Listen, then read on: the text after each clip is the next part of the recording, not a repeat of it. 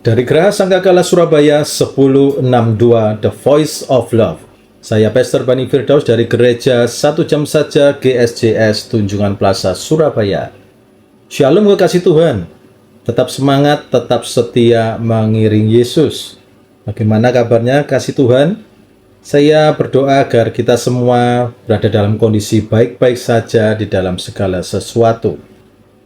Di awal tahun 1980-an, Chris Gardner hidup sebagai tunawisma di San Francisco sambil merawat putranya yang masih kecil. Chris menghadapi situasi yang sangat sulit, tanpa tempat tinggal, tanpa pendapatan tetap, dan tanpa dukungan keluarga.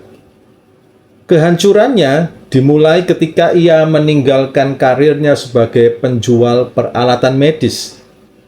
Chris Gardner mencoba menjual alat pemindai tulang portable yang ia yakini akan menjadi tren baru di dunia kesehatan. Namun, produk tersebut terlalu mahal dan dianggap tidak perlu oleh banyak dokter. Penjualan yang gagal ini membuatnya terlilit utang, kehilangan tabungan, dan akhirnya ditinggalkan oleh istrinya. Chris Gardner menjadi seorang tunawisma. Keadaan menjadi semakin buruk ketika ia diusir dari apartemennya yang karena tidak mampu membayar sewa. Chris terpaksa tidur di stasiun kereta, toilet umum, atau tempat penampungan tunawisma bersama putranya.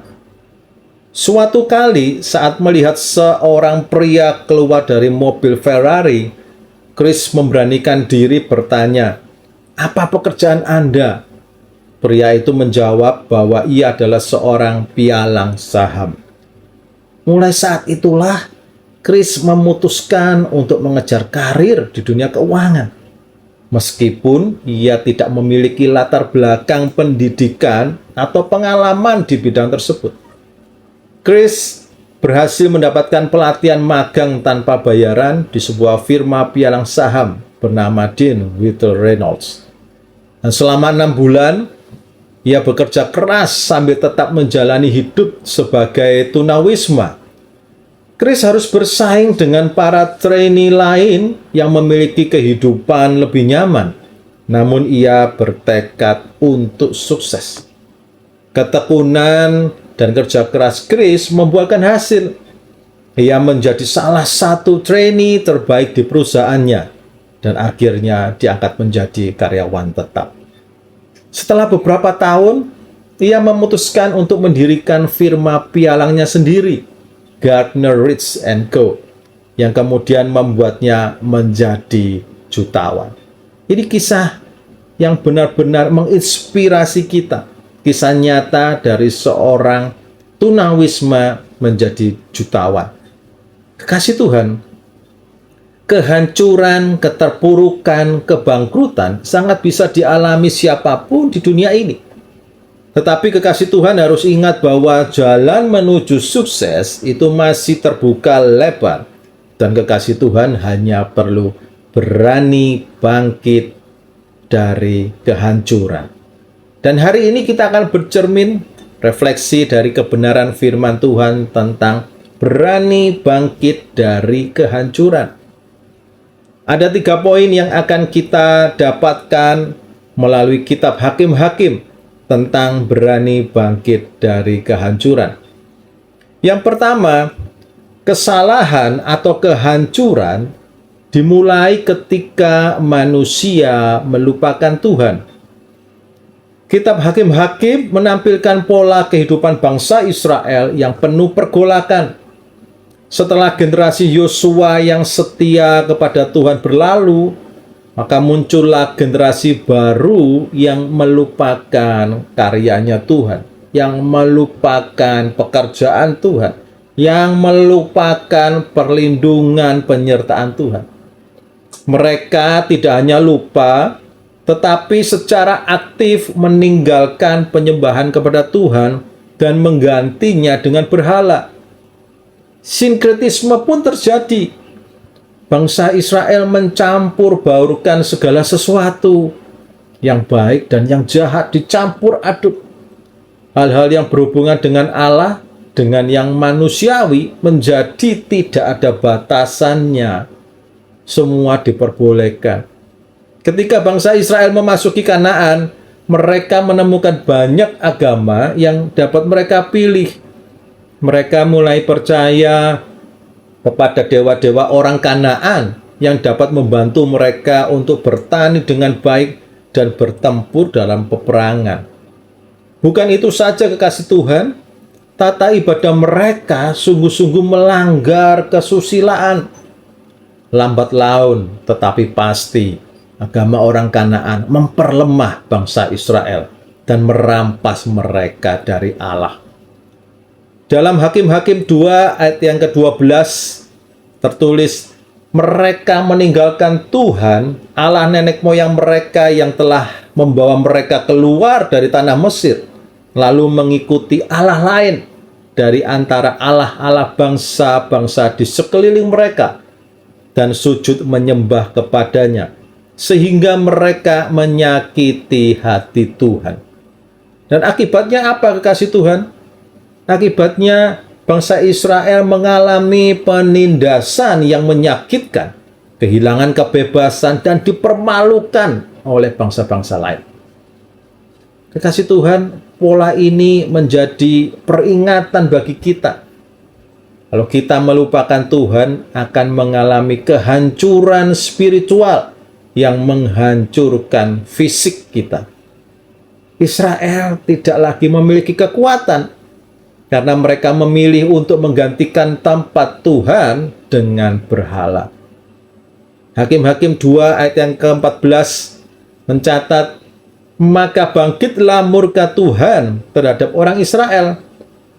Ia menyerahkan mereka ke dalam tangan perampok dan menjual mereka kepada musuh di sekeliling mereka, sehingga mereka tidak sanggup lagi menghadapi musuh mereka. Ayat yang ke-15, setiap kali mereka maju, tangan Tuhan melawan mereka dan mendatangkan malapetaka kepada mereka, sesuai dengan apa yang telah diperingatkan kepada mereka oleh Tuhan dengan sumpah, sehingga mereka sangat terdesak. Kasih Tuhan, lihat, kalau bangsa Israel ini pada mulanya dikeluarkan Tuhan dari Mesir untuk mendapatkan sebuah janji yang luar biasa. Tapi sayangnya bangsa Israel lupa. Bangsa Israel dengan mudahnya meninggalkan Tuhan dan mengikuti apa yang dipandang mata secara pribadi. Dan akibatnya setiap kali mereka maju untuk berperang, tangan Tuhan ini bukan menolong mereka, malahan seakan-akan melawan mereka dan mendatangkan malapetaka kepada bangsa Israel. Ya, itu semua karena pilihan yang kasih Tuhan ya. Tuhan kan sudah memberitahu bahwa ada berkat dan ada kutuk. Sebelum mereka masuk tanah Kanaan, mereka sudah diberikan sebuah panduan, sebuah guidance yang sudah kita beberapa minggu yang lalu sudah kita bahas. Ya, ada berkat dan ada kutuk. Tetapi lihat, bangsa Israel ini memilih untuk mendapatkan kutuk. Dan itulah kelemahan kita sebagai manusia. Manusia ini cenderungnya melangkah berdasarkan apa yang dipikirkan diri sendiri baik. Dan dalam kehidupan sehari-hari, kekasih Tuhan, kita ini menghadapi banyak distraction. Distraction itu pengalihan. Kesibukan pekerjaan lah, ambisi pribadi, godaan media sosial, itu membuat kita mengandalkan diri sendiri. Sama seperti Israel yang menyembah Baal dan Asitoret. Kita pun sering tergoda untuk memprioritaskan hal-hal yang kelihatannya lebih penting dari Tuhan. Ketika kita melihat sosial media, lalu tertarik dengan kesuksesan seseorang, maka kita dengan mudah mengejar hal itu dan melupakan Tuhan. Kenapa? Karena kita ini terus terpapar, diisi terus, dihadapkan pada mata pribadi kita hal-hal yang indah menurut pandangan dunia. Kalau di media sosial itu ceritanya tentang kemiskinan, kebangkrutan, ya toh, patah semangat. Wah, media sosial ini tidak akan menjadi sebuah media yang menarik untuk dilihat. Dan kita bisa lihat media sosial kita itu ya, apapun itu, mau Instagram, mau TikTok, mau Facebook atau YouTube, itu semuanya sekarang dalam waktu yang singkat-singkat semua ya durasinya. Untuk apa? Untuk menggoda ya, untuk mencuri fokus kita pada hal-hal yang jauh lebih baik daripada sekedar menonton sosial media atau media sosial. Saudara, kekasih Tuhan, kesuksesan yang kita peroleh tanpa Tuhan itu hanya bersifat sementara. Namun seiring waktu, kesibukan dan ambisi dunia mulai menggeser prioritas kita. Saya juga pernah mengalaminya, kasih Tuhan ya, di tahun 2010 sampai 2015. Kisaran di tahun-tahun itu, waktu saya untuk berdoa mulai berkurang. Ya, mulai tidak pelayanan lagi di gereja. Yang ada di pikiran adalah uang, uang, dan uang. Ya, kehidupan ini memang tidak bisa dipungkiri bahwa semuanya itu membutuhkan uang. Tetapi uang itu bukanlah segalanya. Orang selalu berkata dalam sebuah quotes, time is money. Karena setiap kali kita bekerja, itu kita mendapatkan uang. Atau kalau kita bekerja di luar negeri, itu jauh lebih terasa, kasih Tuhan ya, quotes yang tentang time is money. Sebab bayarannya mereka di sana itu adalah per jam. Ya, per jam bisa kurang lebih $20 atau $15 lah paling rendah. Jadi semakin mereka banyak bekerja, maka time is money. Dan budaya seperti ini, quote seperti ini, bisa merusak iman kita dalam Tuhan Yesus. Keputusan-keputusan strategis yang sebelumnya saya konsultasikan dengan Tuhan, kini sepenuhnya didasarkan pada naluri dan analisis manusiawi. Dan dalam beberapa tahun, firman Tuhan itu memang menjadi kenyataan. Badai pun mulai menghantam. Pelanggan besar membatalkan kontrak. Manajemen keuangan saya pun menjadi berantakan. Dan disitulah saya mulai menyadari satu hal. Kesuksesan saya dulu bukan karena kemampuan saya pribadi, tapi karena tangan Tuhan yang menopang saya. Kesalahan terbesar saya adalah melupakan Tuhan yang menjadi sumber keberhasilan saya. Inilah kesalahan setiap manusia ketika mulai fokusnya beralih dari hal yang surgawi, dari kebenaran firman Tuhan menjadi duniawi. Bukankah firman Tuhan mengatakan, carilah dahulu kerajaan Allah dan kebenarannya, maka semuanya itu akan kutambahkan kepadamu. Poin yang kedua, yaitu berani bangkit dengan kepemimpinan yang dipulihkan. Dalam kitab Hakim-Hakim, Tuhan berulang kali membangkitkan para hakim untuk memimpin Israel keluar dari kehancuran. Salah satu contoh paling mencolok adalah Gideon, seorang pemimpin yang awalnya ragu terhadap panggilan Tuhan, namun akhirnya dipakai untuk menyelamatkan bangsanya. Tuhan memanggil Gideon saat dia sedang bersembunyi dari orang Midian. Pada saat itu, Gideon tidak merasa layak untuk memimpin, merasa tidak memiliki kekuatan untuk maju. Kok jangankan maju ya, kasih Tuhan ya, Gideon ini bersembunyi dari orang Midian. Jadi benar-benar tidak masuk akal kalau Gideon bisa memimpin Israel keluar dari kehancuran.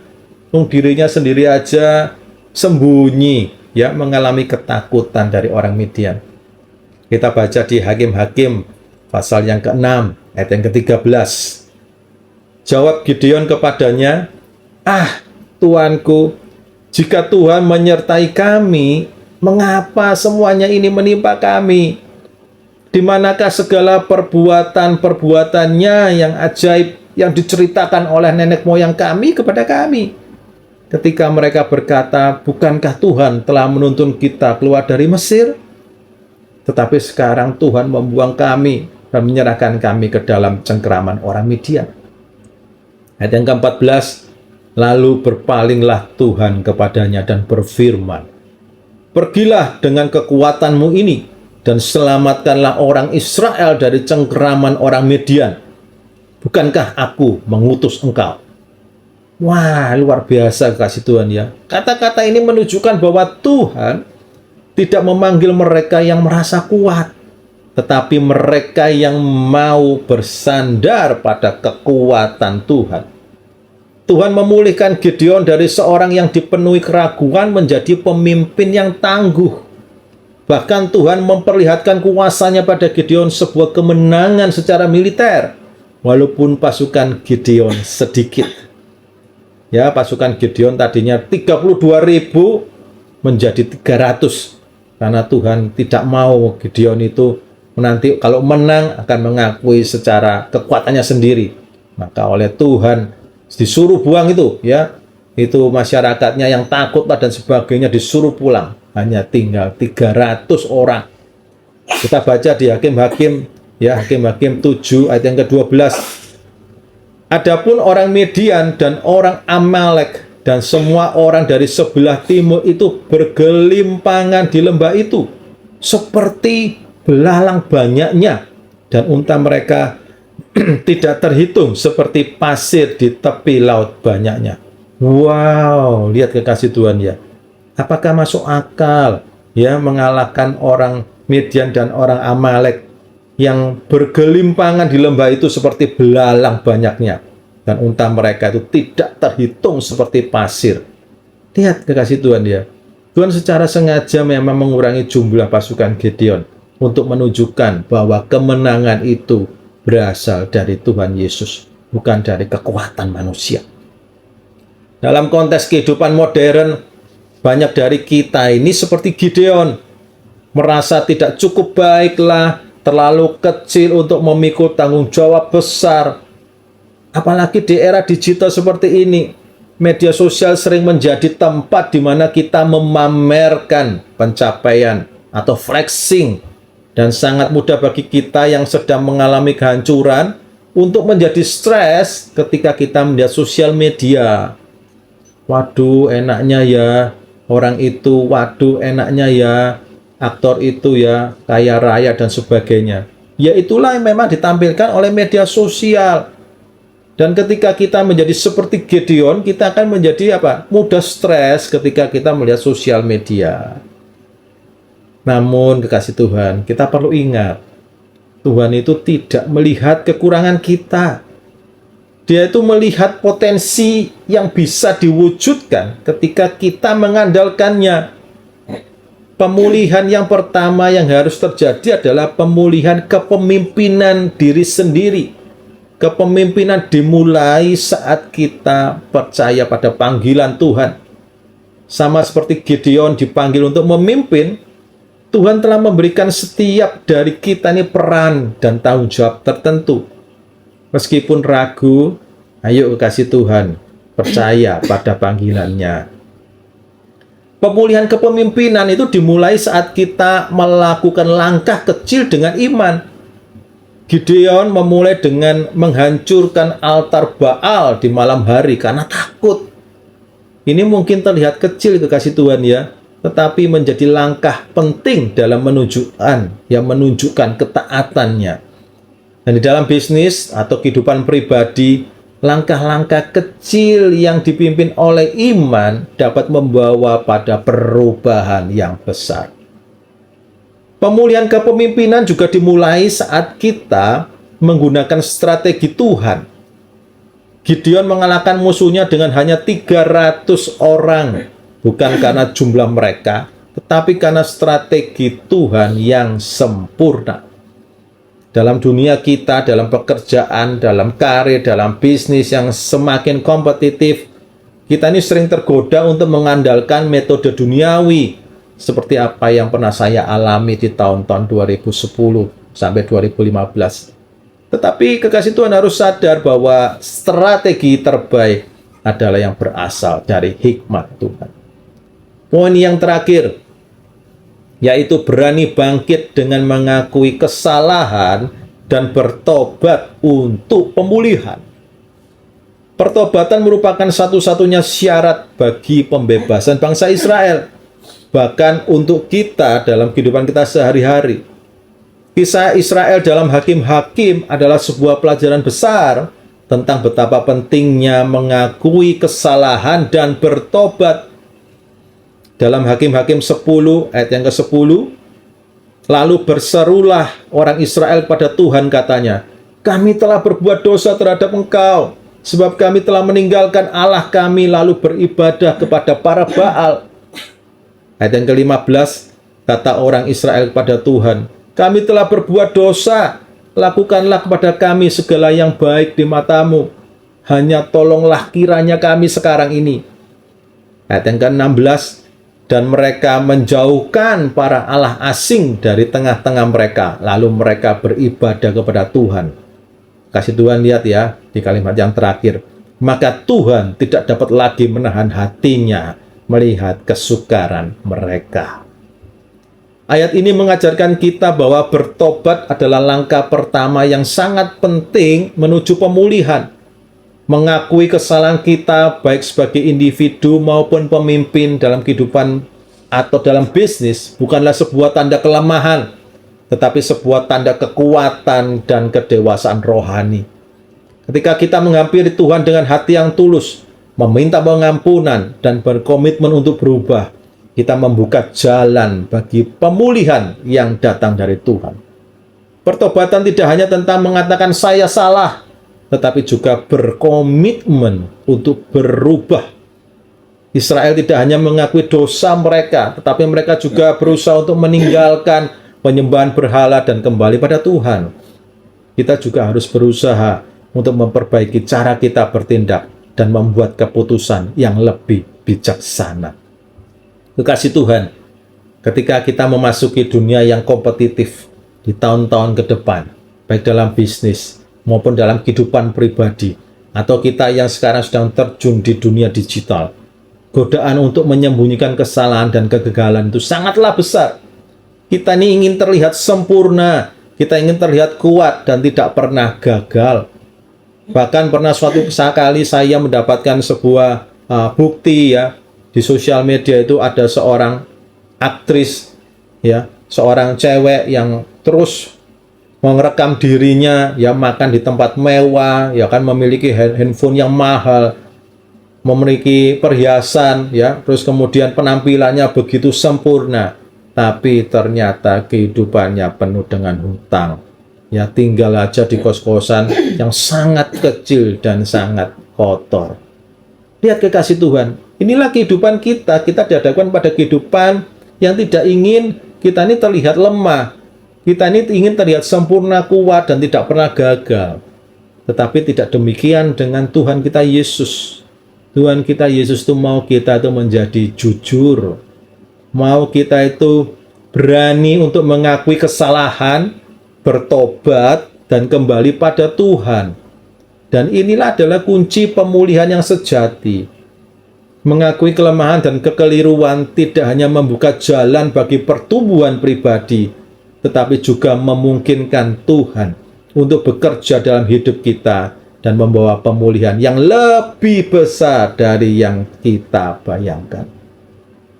Kasih Tuhan, apa yang kita dapatkan hari ini tentang berani bangkit dari kehancuran? Yang pertama, kesalahan dan kehancuran itu dimulai ketika manusia itu melupakan Tuhan. Baik itu dalam kondisi diberkati maupun dalam kondisi yang sedang hancur, kesalahan dan kehancuran itu akan dimulai ketika manusia melupakan Tuhan. Yang kedua, berani bangkit dengan kepemimpinan yang dipulihkan, yaitu kepemimpinan pada diri sendiri terlebih dahulu yang kekasih Tuhan harus dipulihkan oleh Tuhan kita Yesus Kristus. Dan yang terakhir adalah berani bangkit dengan mengakui kesalahan dan bertobat untuk pemulihan.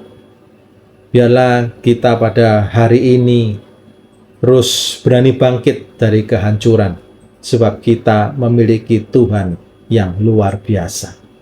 Amin.